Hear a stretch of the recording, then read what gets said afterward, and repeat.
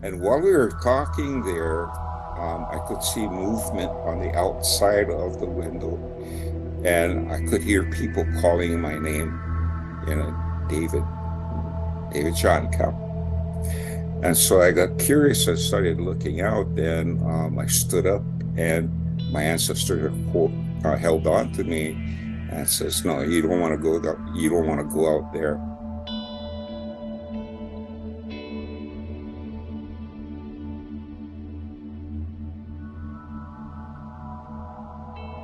Hello, family. Welcome to my channel. I'm your host, Haji, and this is Amazing NDE Stories.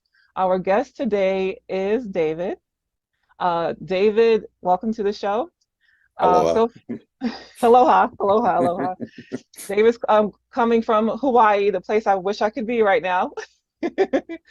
Um, and so just jump straight into well, if you feel like you want to introduce yourself, say whatever you like people to know about you, and then jump straight into your story, and then we'll have Q&A. Okay. My name is David Wallace, and I was born and raised on the island of Molokai, which is the considered one of the more spiritual islands in the Hawaiian chain. In fact, anciently, our ancestors on Molokai really didn't need a standing army to protect themselves because they could protect themselves using their psychic abilities. Okay. In fact, there's several stories about them defeating the warriors that were coming over in canoes before they even set their foot on the island. They're done. Okay, so that's where I come from, the island of Molokai. And the near-death experiences I wrote about in my book, The Journey of Our Souls, which is available on Amazon. And I actually had four near-death experiences. So as a host, you get to choose which one you want me to start with. Pick a number between 1 and 4. This is a first. This is a first for me. Um, I know the ones that kept me up at night thinking about them. So I don't know what number they are. I'd like you to Okay. say them all because I like to get all the information out there. So I mean, if you wanted to start from the first, but definitely want to talk about the one with your best friend, and then Oh, okay. wait, first and foremost, the one as a child. That one I have tons of questions. So start with that one. Sure. So Okay. that's my first near-death experience, and the one with my friend is the third near-death experience. Okay, so when I was 5 years old, got into an accident. My brother pushed me out of the car, and I landed on the back of my head and on the road. And while I was lying there on the road, I found myself floating above my body. In fact, I didn't feel any pain whatsoever. So I found myself floating above and looking down and seeing myself on the road bleeding. And I didn't know who this child was. I could see my brother and my aunt who was driving the car. They came running out and they're gathering around me, and other people that were following us on a car. They jumped out to help on a situation. And I remember once I realized that was me on the ground, I got really scared. And as I looked around, I also saw some shadows that um, to me were pretty scary. And so I was scared, I was frightened. And right when I was just about ready to panic, um, someone reached from behind me and pulled me close in, just like giving me a hug. And when I turned and looked, and there was this huge Hawaiian man, and I would call him an ancestor of mine. And later it showed that he was an ancestor of mine. But this ancestor of mine held me in close and was really soothing. And so he took me and we flew up into the air. And I remember speeding through the air really quickly and going through, zigzagging through the sky until we reached this kind of dark place, but it seemed like it was a flat plateau or some kind of mountain, high up somewhere. But there was a crack in the mountain and a hole in the mountain, and there was light coming out, shining out, and that's where we headed. And we went down the shaft. And when we reached the bottom of the shaft, there was a small room, and this room would be just enough to fit about maybe 4 or 5 adults comfortably. And there was me and this big Hawaiian man.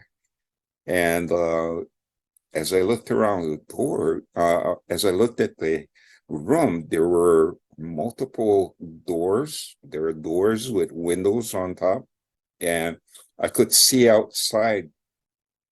And while we were talking there, I could see movement on the outside of the window, and I could hear people calling my name, David John Cow. And so I got curious. I started looking out, and I stood up, and my ancestor held on to me and says, "No, you don't want to go. You don't want to go out there." And when he did that to me, the people or the figures that were outside pressed up against the windows so that I could see their faces clearly. And as I looked at their faces, they looked familiar. To me, they looked like family members. And they were holding food, they were holding drinks. It's like, come, come eat, come have something to drink and eat with us. And so I was really hungry. It all of a sudden I got really hungry. And so I tried to break away from my ancestor and open the door, but he tackled me and grabbed me and held me. He says, don't eat anything, don't drink anything, don't go there. They're not your friends. They are not who they appear to be. And finally, when I decided, okay, I'm going to listen to my ancestor, and I'm hungry and I'm thirsty, but I want to, tough things out. As soon as I made that decision, all of the faces that were nice and friendly to me, they turned demonic. And they were angry. Now they were pounding on the windows. Get out here, pounding, and it made me really scared. And so my ancestor tried to talk to me about other things to take my mind off of this, clamoring that was going outside. And there was a point where I think the powers that be had enough, because all of a sudden the room on the inside just lit up, and there's a powerful presence in there. It wasn't a spirit, but there's just a light that came down and lit up the room, and it went outside into the darkness. And as soon as the light hit the darkness, you could see the people backing up away from the door. And as the light went out into the darkness, this was a vast, vast cavern filled with all of these shadows of people. And, I would say there were millions of them. Just a huge crowd that surrounded this room, and they all wanted me to join them. And so I was grateful for my ancestor to keep me safe. And I asked him, what was this place? And he told me it was a safe place where I was scared, and he was there to calm me and keep me safe at the same time. So that was my first near-death experience. So it seemed like I was there for several hours. But in reality, in real Earth time, I was probably gone about less than 5 minutes. Mm. So all of that time, one of the things I learned about the NDEs is that once you're in that, time is irrelevant. Mm-hmm. Yeah. And how did you get back to your body? Well, when I got the way I got back into my body, I got really tired. And I fell asleep.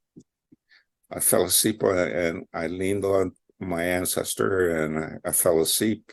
And when I fell asleep, I felt myself like I was falling. Mm, I was falling out of bed, and mm, I woke up and I was still in a gurney being rolled into the hospital. That's when mm. I woke up.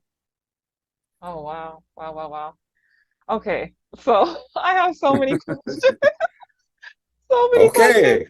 Okay, all right. I gotta figure out where to start because like it's fun that you have multiple NDEs. Well, not fun for you, but fun for for this process is fun, but it makes it so much more difficult to get this together. So I love that you brought up the is it Milwaukee Island? The Kai. oh Yeah, okay, Molokai. Molokai. Yeah, Okay. Molokai. Very good. Yeah, I'm learning like three languages right now, so I'll add Hawaiian to it.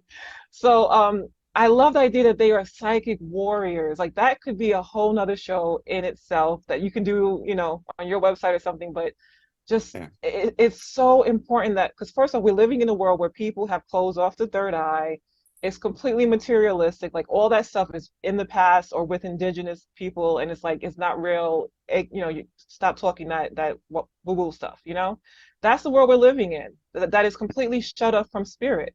And so thankfully, we're getting out of that. You see that is going in ways where people are waking up to who we are and what's really happening around us. But I actually saw an NDE yesterday with an African American male, and he had his experience, and he mentioned that he felt like the people in the hospital were trying to kill him, and that he, as a spirit, called them into his hospital room and said, I have power, my spiritual power. I will haunt you. Like you better do me right. So people understand Yeah. like there is something to that spiritual power. You don't have to have the might, the physical might. You Yeah. got this, like you pointed to your third eye, you got that, and then you can take down whole armies. And the fact that these people did that, because we know the story of colonialism, we're seeing where that leads to now in today's world, right, with this war in the Middle East. Yes. But for indigenous people to not have succumbed to that evil, to have used their innate powers to tackle that down or even prevent it. Another story, I'm getting goosebumps. Another story I just happened to see in passing, and that reminds me of that, and they're just beautiful, is the Tibetan monks. Like they are awesome, right? And I, I'm not fully telling the story because I don't know, can't remember all the details, but apparently Hitler and the Nazis had tried to go. They heard about Shambhala and all these different powers that these monks had, so they were trying to go and infiltrate. And the monks actually welcomed them at first, told them all their secrets because they know how powerful they are, told them all their secrets. Yeah, eat bread, sit down, have a little nap here, this and that. They went back, told Hitler all this stuff, and then I guess they were trying to win the war, so they went back to try to take over these people. They didn't even make it past like the first mountain. They just disappeared. They said that they never heard of that group again. Gone. So hold Spiritual on. power is real. Yeah. Actually, there's a book that was written about um a family that grew up on the island of Molokai that continued to practice the traditions of old days. The story is called Tales of the Night Rainbow. Tales of the Night Bells. Rainbow. Yeah, it's out of print right now. In Oh. fact, if you can get a copy somewhere, Mm. it will be a really good read. But in there, there's stories of little children doing fantastic things. Wow. In fact, a game that they used to play was what remote viewers called. If you ever watched the movie Men Who Stare at Goats, Okay. uh, Okay. that's a remote viewing story. One of the characters is a remote viewer, and he practices this thing called cloud bursting. And he Okay. picks a cloud up in the sky and he focuses on it and makes the cloud disappear. Well, that's fine and dandy for the kids on Molokai. not only could they make the cloud disappear, but they could cut it up into pieces, make their own shape. Change the color, switch it up. The weather, if it's raining outside and they want to do outside and don't want to get wet, they come outside and say, "Stop rain," and the rain ends.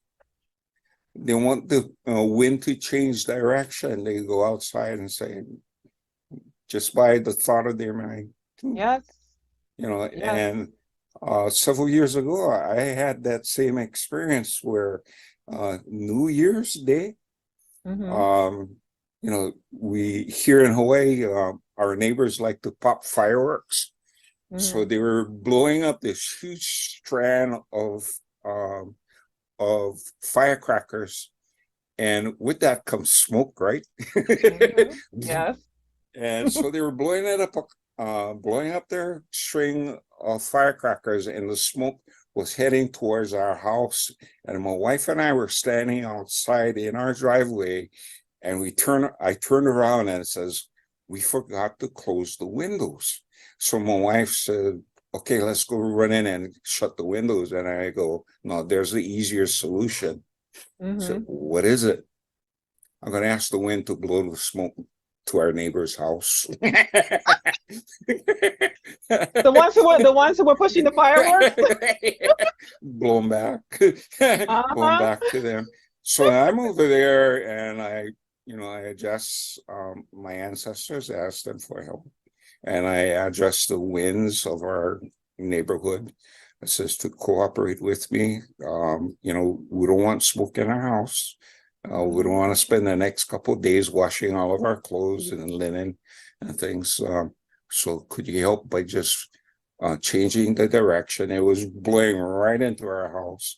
Could you Mm-hmm. please change your direction and move the smoke? And the Mm-hmm. wind blowing this way, all of a sudden it died, and the Mm-hmm. smoke was crossing over the road. And right when the wind died, the smoke stopped in the middle of the street, and Wow. the wind came and blew it past us. Mm. So for for uh, for my ancestors and my people in Molokai and stuff, that was child's play. They could do Yeah, that. yeah. Can you And imagine if they could do that with wars now? Like whatever they're sending, our way, it goes right back to them. yeah, 'Cause that'll stop a war real quick, well, real quick. that's why in planning, a lot of people who are trying to plan cultural events, and they know about me, they ask me, "Dave, can you look into this time period that we want to do this? So will it be okay for the weather and things like that?" So I project myself into the future to take a look and ask uh, nature, what are you guys going to be doing? Can you folks cooperate? And when I get the clear signal, I says, "Yeah, that's fine." Wow. And I mean, and this is not, I mean, this is like you said, it's not news, like there's people even now who are telling, because I've done other interviews, and if people have seen the previous ones, they know that everything you're saying has been like it's a check mark, like yes, yes, yes, where they're saying that we have the power for telekinesis, we have the power for telepathy, we have the power for changing the weather, we have all of these powers within us that have been tamped down by other, other powers. And once people understand this, especially the children, because remember, I think the biggest thing for this is that the belief, you have to believe. And with adults, we get stuck in our ways in this materialistic world and we forget. Children still have that imagination. They still have that belief and that faith and that purity and that closeness to, the other side. So if we could start teaching our children these things, the world will look completely different. And I think much better. Yeah, I have two grandbabies. My daughters, two girls that they're very powerful. And Good. they're very prophetic. They can see things coming down the road. So Mm, I encourage them to use their abilities as often as they can because it's helpful.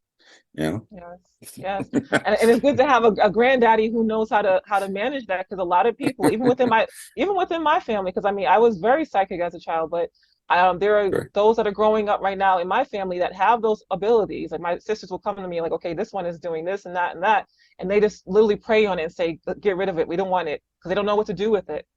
So we literally, people like literally get rid of it. And I'm sure I'm speaking to someone who's listening now who had that same experience where they either don't understand it, don't know how to deal with it, so they tamp it down, or think it's demonic or evil or whatever, and then they tamp it down for that reason, right? Yeah.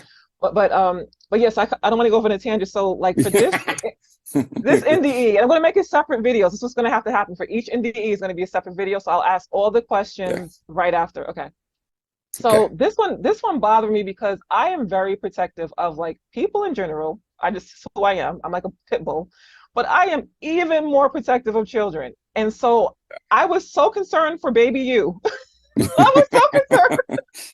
I was like, where is his protect? I mean, and granted, you had the ancestor, and I wasn't sure who that being was before. I didn't know if it was like an elemental or like a Hawaiian god or something like that. But you're saying it was an ancestor, right? It's This an guy. ancestor. Hawaiians call our protecting spirits Aumakua. Auma, Almacoa. yeah, Aumakua. They're family protectors, and they're real ancestors who have taken the responsibility of helping us when we need. So would that So be the equivalent of a guide or a spirit guide that people no, experience? No? Oh, no. no, Okay. no, no. They're very different. They're Oh, very okay, different. okay. Okay. Because your spirit guide and things like that. For me, a lot of times the spirit guides are kind of like a guide will help you maneuver through things and Hmm. stuff. But many of Oh, them will not participate in your life, you're right. Or protect you, or because protect you. yeah, um, Almakua is different. They're active participants in your life. Wow. Okay. because because inside of me I carry their DNA, so their hopes, their dreams, and everything and stuff is embodied in me, and my existence today and stuff ensures their immortality.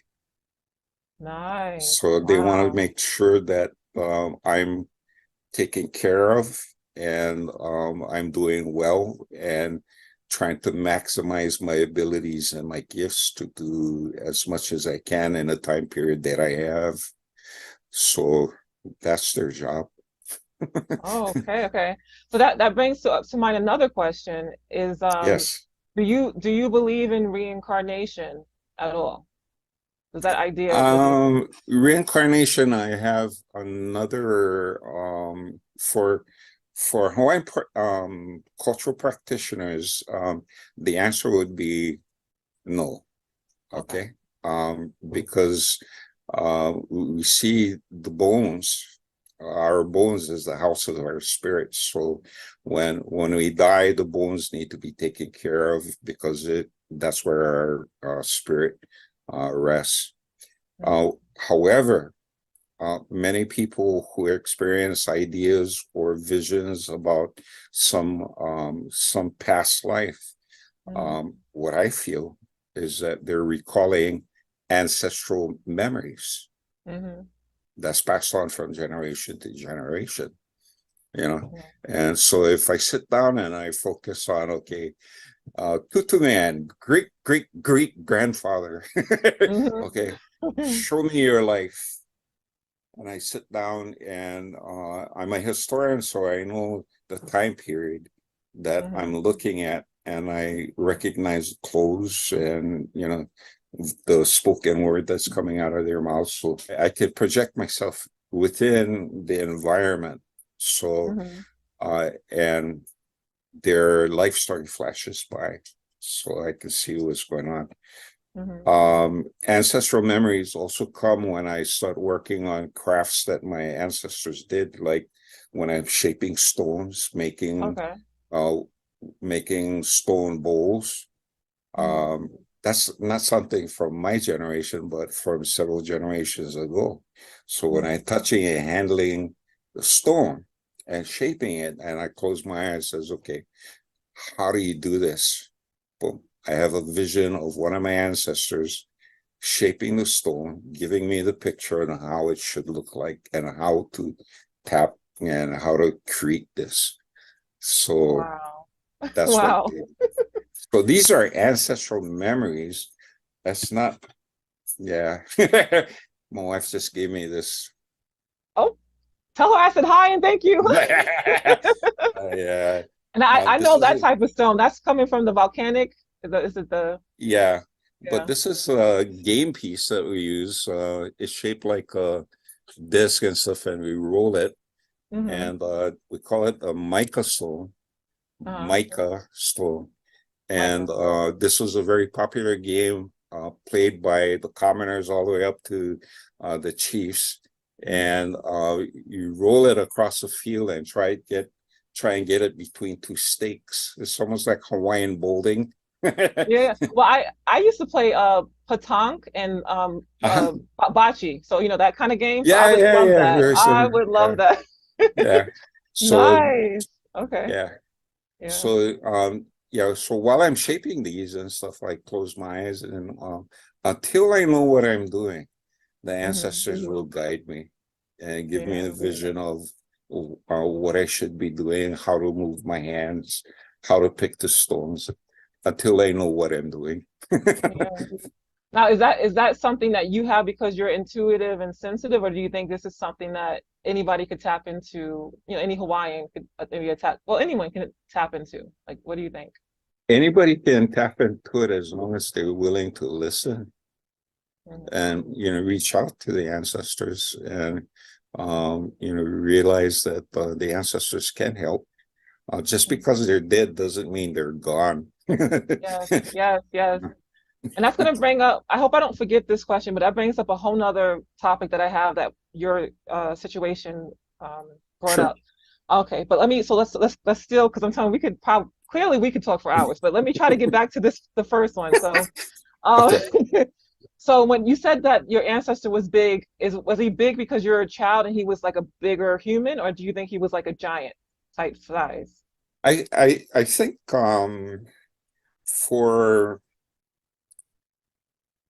for me, I think spirits they can when they manifest themselves, they can appear any size that they want. Mhm. And I think this particular spirit in real life, I know who this person is. And Wow. I know who this person is. And he wasn't a big person. He wasn't a tall person. Mhm. He was lucky if he was about 5'9", 5'10". Okay. But when he appeared in spirit, he appeared as a huge spirit. And that's more like reflective of his mana, his power, Power, yeah. you know, and so large. And since it was the first time appearing to me, and you know, he wanted to Impressed. impress me, I guess. Yeah, Hey, I'm here to better help. than better than showing up as a meniune. Yeah. Yeah, you were like, wait a minute, how are you gonna help me? That's great though. That's Yeah, great. But wait, yeah. wait. So did you know him at the time that you had this experience? Did you know of this particular ancestor, or did you find out after the experience? I knew who he was because he was in my dreams from the time I was small. Wow. Yeah, he used to Wow, wow, come in. wow. He used to come and talk story with me, and Oh, I would see him and see him in my dreams. When I have nightmares, he'd come and teach me how to deal with my nightmares. hmm, Yeah. yes. Uh, my childhood was very traumatic, so I Oh, had a lot of nightmares, and yeah. so when the nightmares came and stuff, he would be one of several ancestors that would come and kind of like calm me down, say everything's okay, and Yeah. or they'll teach me how to do different things within the dream world to combat against any harm that may be heading to myself. Yeah. Yeah, yeah. I, What? Yeah, I really do pray that any child that's going through traumatic situations, and I've heard some crazy stories, I just pray that they have that ancestor or that yeah. angel or that guide or somebody to protect them. I really do. Yeah. So, but I'm glad that he was there. He was there looking out. Yeah. Do you think he was looking out for your, I know you have a brother, it sounds like you have a brother. Was he looking out for your other siblings, or was he kind of like like you were his kind of his, you know, I think I have a better personal relationship with him than, because I talked to my siblings about him, and, Mhm. I know. Okay. they never encountered him.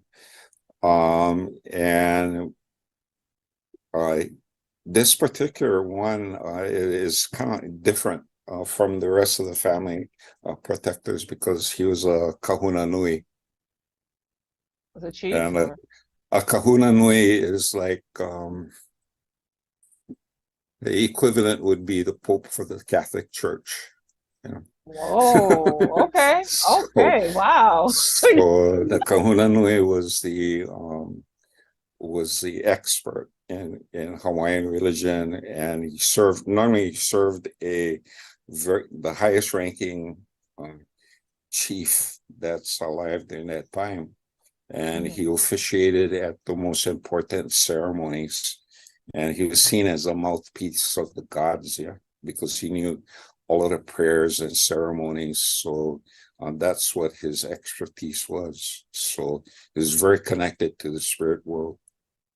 Do you feel like he chose you because he saw your future? Like, I mean, you're kind of working in that same arena, or no, or am I wrong? Am I Well, right? a few years ago, this kupuna or ancestor of mine asked me to step into his shows. Hmm. Yeah. I was like, wait a minute, you're his apprentice, you're his protege. He says, I want that one.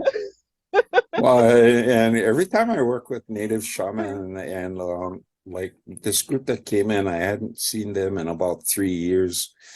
And, so when they finally came back and they saw what I'm able to do now, they Mm. go, "Oh, Dave, you're spooky." Okay.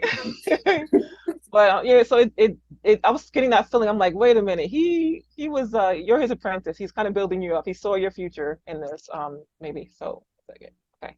So the other question, so I don't want to assume anything. So your religious background was it the indigenous background at that time when you had this NDE? Actually, I was baptized and raised in the Mormon church. I'm glad I didn't assume. Wow. Oh my And goodness. yeah, in fact, this ancestor that, is my personal, uh, guide through this whole thing, Mhm. he was a Kahuna Nui that actually, destroyed the Hawaiian religion, the Hawaiian religious structure. He was the man behind it. Wait. Wait. Oh God, see, this is the problem. I have a million questions. Like, I just want to know everything, and this is going to be way too long. But what do you mean? Like, okay, so I'm so confused right now. He destroyed the Hawaiian, Yeah, like so what is yeah. isn't he following that, or he's created his own? Like, what does that Okay. mean? Okay. The time period that we're talking about is 1819, 1820. In 1819, Kamehameha the Great, which is the last, ruling, monarch. He's the first and the last in his dynasty actually to follow the old Hawaiian ways. And my ancestor was a young man when he became the Kahuna Nui for this, chief Kamehameha. Mhm. So, as long as Kamehameha was alive, all of the old, ways, kapu system was, uh, was being enforced. When Kamehameha the Great passed away, he kind of like got manipulated in a way by his wife, one of his wife, Ka'ahumanu. And Ka'ahumanu wanted to get rid of the old ways because it made women second-class citizens. Okay. Women could not yield the kind of power that men could Mm, because of the old system. So she wanted it wiped out. mm, And so when Kamehameha the Great passed away, she approached my ancestor and convinced my ancestor, for the good of Hawaii, we need to modernize, step up into the modern Western world. mm. And in order to do that, we need to get rid of the old kapu system. And one of the major rules that separated men from women is what the Hawaiians called the ai kapu, and this is the sacred eating. Um, for men, eating was a sacred act because men fed the gods whenever they ate. Okay, and the preparation of food, because women and their menstrual cycle, they're Yeah. considered Unclean. corrupt and unclean. Mm, They couldn't handle food, so the men did all of the cooking. And during the meals, you had men and women eating in separate places. wow. Okay, so with the aikapu broken, now men and women could get together and on equal ground. Mm, So Kahumanu convinced my ancestor to do that. And so he went and followed the command of the new ali'i, the new mm. chief, which is his job, actually. Yeah. If the ali'i wants something changed, that's their prerogative. He don't tell them. It's the opposite way. You tell me what you want to do. And so Kaumano wanted the religion wiped out, and says, "Oh, okay, Yeah. I'm your servant, and so I'll do what needs to be done." Wow. Wow. Irony, And huh? yes, yes. And I wonder because I mean because the spirit goes on and he's clearly very much alive still, just not Yes. physically. I wonder if he has stepped into like maybe feeling just a certain way about that, like feeling like he wants to bring it back. Because it sounds in your opinion, do you think that he clearly was doing his job, he followed orders, but do you think that he is still tied to the old ways? Like where do you I don't know how to See, ask this there's question. there's a difference between the structured religion, and the structured religion was mainly for to keep uh, the ali'i in power. Okay, Mm, so the really high ranking or types of heiau, where the sacred rites and the worship of Ku and the god of war and snatching lands, and that is all has everything to do with the ali'i, yeah, the rulers. They were warriors. It was a warrior society. So mm, to prove your mana and to prove your worth, you prove it on a battlefield. mm. Okay, so it was constant warfare. Boom, that was it. That's the way they displayed their power. Yeah. And so that religious part supported that. Yes. But there's a second part of Hawaiian worship or spirituality, where the ancestors, play a Hmm. more important role Yes. than the major gods. And that's caring for and and taking care of the ancestral spirits. That he didn't take away. Very good. Okay. And it sounds like, I mean, the more you learn about the world and, you travel the world, you start to understand that we all are so similar in a Yeah. lot of ways. I mean, you just described the whole world right there. Like so many people started off with this whole warring, conquering, and as you can see, it's still happening, but warring, conquering, like that's everything. And that, they'll take the religion and use the religion to their benefit to support all of those actions. And then you have like the real spirituality, like the real, that Yeah. ends up being about love and protection and Yeah. growth and so yes, lovely. All right, so so okay, so in the story, uh when you mentioned this hexagonal space, because you had, I think in Yes. one thing you said it was a hexagon, it reminded me, I mean, you would know better, but in my mind, I saw like in Alice in Wonderland when she went down that tunnel and then, she fell down the tunnel and then she went into that room that had the doors on the side and the Kind table of. and Yeah. stuff. It reminded me of that for some reason. So in my mind, that's what I mentally saw. But were you in your astral body? Like if you looked at yourself, do you think that you were uh, like see through, but you still kind of looked like yourself, like your body at the time, or were you like a light orb, or did you not look at yourself at all?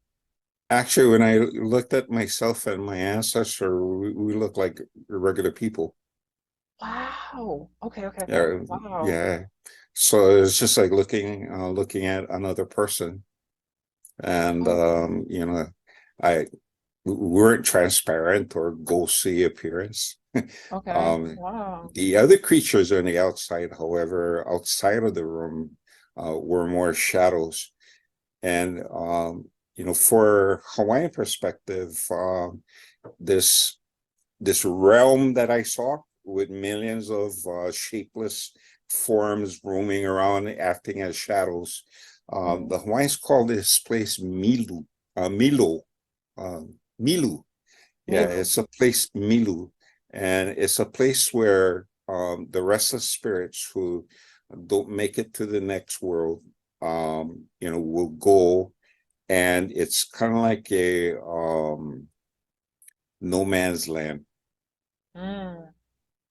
and so they're stuck there. And this comes up so many times. Like when you said the restless spirits, that reminds Yeah, me of the hungry. I don't know if it's in Buddhist. yeah, Uh, yes, the hungry spirits or the hungry yeah. ghosts. Is that what they call it? Japanese, yeah, Japanese culture, yeah. Yes, yes. So it's amazing. Like I'm saying, all the similarities. So I mean, this space might actually, well, most likely does exist. A lot of people have experienced this, and then the question is like, because nobody wants to be that shadow. So why are these No. why are these people becoming these shadows? Is it because they're not getting rid of their earthly desires, or they're not moving into the light? Actually, some of these creatures, um, they are not aware that they're dead. Mm, And another thing too, that from trying to explain it from a Hawaiian perspective, um, for some of them, uh, they broke the contact with their ancestors, mm. because it's the ancestors that will will guide you to the land of the ancestors. So without the ancestors there to guide you, you're lost. You don't know where to go. You end up roaming, trying to Oh find the wow. right path. So if you're not close to your ancestors, or you haven't developed this relationship with your ancestors, then they'll leave you alone. So you don't want our help, that's fine. Go find your own. No, I mean that thought is probably a bit terrifying for groups like, I'm African American and like part of our history is that we were separated, to a lot of extent from our ancestral ways and from, the ancestors and then you have people of course who are like maybe adopted and have no idea who their people are. I know people like that. Yeah. So, yeah.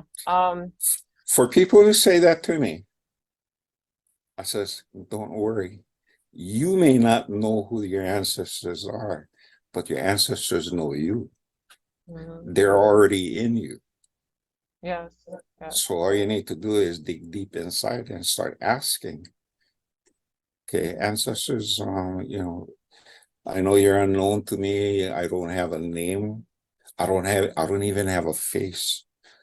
Can you show me who you are so that we can develop this relationship that I want? I want to get close to you. I want to know what your hopes and dreams are. And so that I can help in realizing your dreams too. Mm, yeah. And Does that make sense? yes, yes, yes, completely. And that well, the question I had about ancestors before that was the ones who were at the door, like at the windows. You said they looked familiar.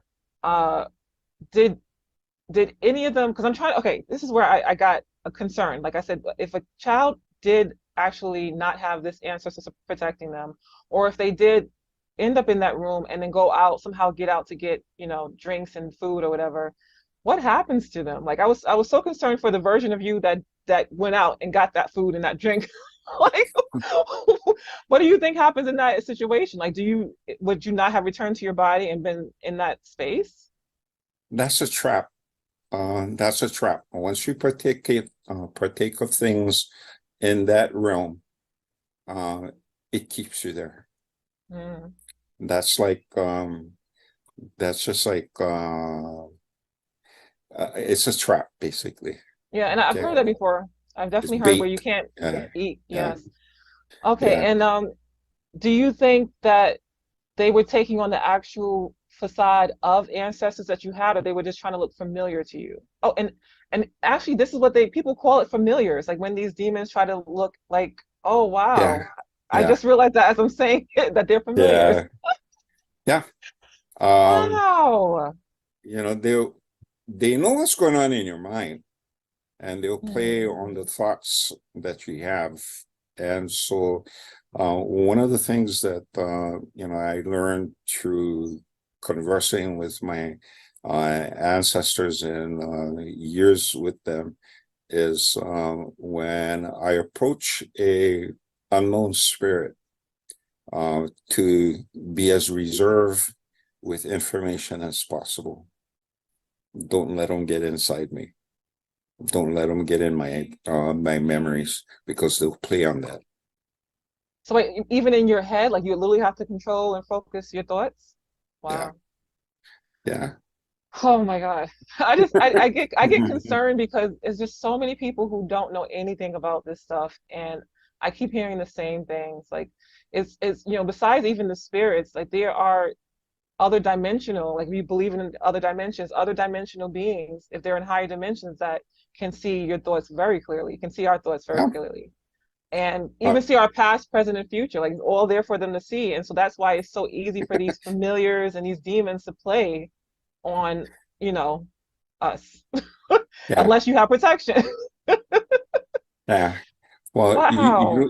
you don't want a person like me touching you or shaking your hand or sitting next to you at a party because if I get curious about who you are and what's going on and stuff, your whole life story will flash before me.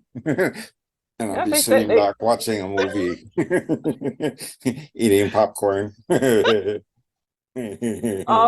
but yeah, I mean, that's what people say, that it's because of I mean, again, I don't know that your traditional beliefs coincide with, some of the things that I'm going to be mentioning, but like the Akashic records and how everything that we do and say, etc., is kind of recorded, and that if you have the power to see into that, then you can see somebody's book of life very easily and Yeah, past, present, and future possibilities. So, all right, so so the light that showed up, like that was news to me. Like I don't know that I saw that in other interviews. Do you feel like that light was associated with the same ancestor, or was something else, powerful light that pushed something them? different. I Wow. because the light, when it filled up the room, I felt overwhelming love. So I took it as the light of God and the love of God because apparently he may have been watching and was saying, enough of this. Oh, wow. Wow, wow, wow.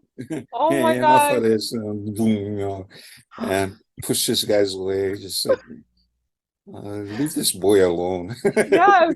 Yeah. Oh my God. Thank you, thank you, thank you. I'm so glad to hear that. And okay, so hopefully people are open-minded enough to hear this. 'Cause you have people who are very Jewish, very Christian, very Islamic, who don't want to hear anything about ancestral anything. Like they just don't. So I hope that they were open enough to hear this story and then to hear that even with all that, because it's like there's different levels, is what I understand and what I believe. That there's different levels that we have our ancestors, like you said, who are there to protect us, to look out for family, both here in the physical and beyond. And then you have angels and you have guides, you have all this great stuff, but there's God. So that actually goes back to a question that I had because I don't know much about, beyond what you're telling me now about Hawaiian ancestral religion. You're saying that that light was God. It sounds very similar to millions of other stories of people saying that like God is light and love. Um, is that a belief that you had that is shared in the Hawaiian tradition, or is I this don't your know take? where it comes from. You know, it could come from my, Christian background. The best way I can explain it is it just happened. Yeah. It, And so what it is just it a happened. guess that it's God, or was it a knowing, like a feeling? It was annoying that there was a higher being watching over me that loved me Mm. and was reaching out to protect me. And you know, being a being symbolic and stuff, I associated this bright, loving light with God's energy. Mm. God didn't have to show up himself; he just sent his love. Yeah. Yeah. That's it. A little piece, a little tiny piece. Here you Just like go. me, just like me saying aloha. I Oh send wow. my aloha to you. Yeah.